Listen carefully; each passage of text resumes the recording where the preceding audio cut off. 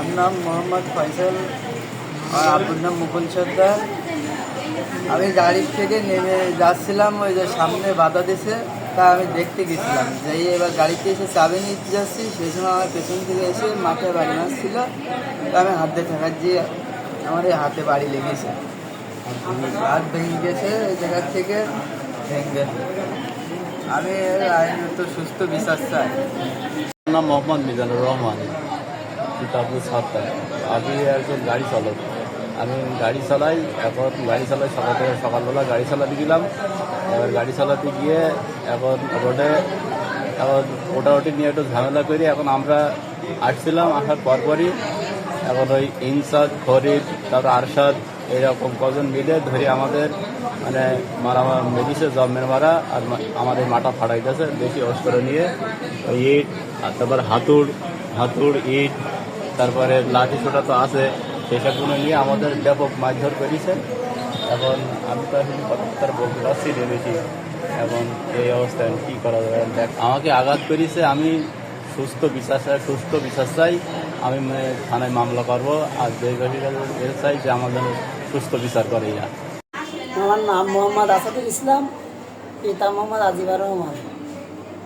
আমাদের বাড়ির সামনে দিয়ে একটা কাঁচা পাকা রাস্তা গেছে, সেই রাস্তা নষ্ট হয়ে যাচ্ছে মাটি কাটা গাড়ি যাওয়ার কারণে।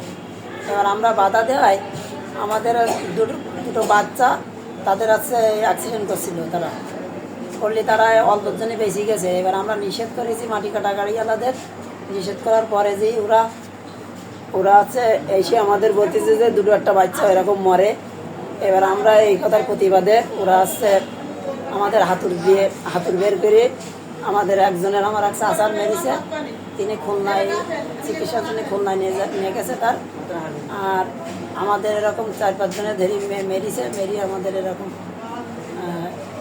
হাসপাতালে আমরা ভর্তি হয়েছি। এখন ঘটনাটা ঘটে সকাল 9টার দিকে। আমরা মারামারি হওয়ার শেষ পর্যায়ে আমরা পুলিশ ইনফর্ম করার পরে পুলিশ ইনচার্জ আমাদের এখানে গিয়েছিল। তদন্ত স্থানে যেই পুলিশ আসছে গাড়ি সে মাটি কাটা গাড়িগুলো সব আছে থানায় নিয়েছে। থানায় নিয়ে আসার পরে আমরা ওখানে কেস করেছি। এখনও পর্যন্ত সেখানে আইনের মাধ্যমে বিচার আচার হচ্ছে।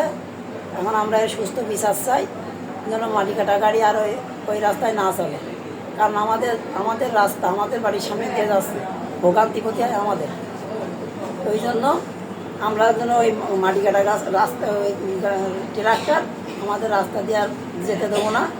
আমরা আমাদের ওই রাস্তা আমরা রক্ষা করবো। আমার নাম মোহাম্মদ রাকিব হোসেন, আমার আব্বুর নাম অমিত আলী বিশ্বাস। আমি সকাল 9টার দিকে দেখছি, আমি বাসায় ছিলাম। বাসায় থাকার পরে দেখছি যে রাস্তায় গন্ডগোল হচ্ছে।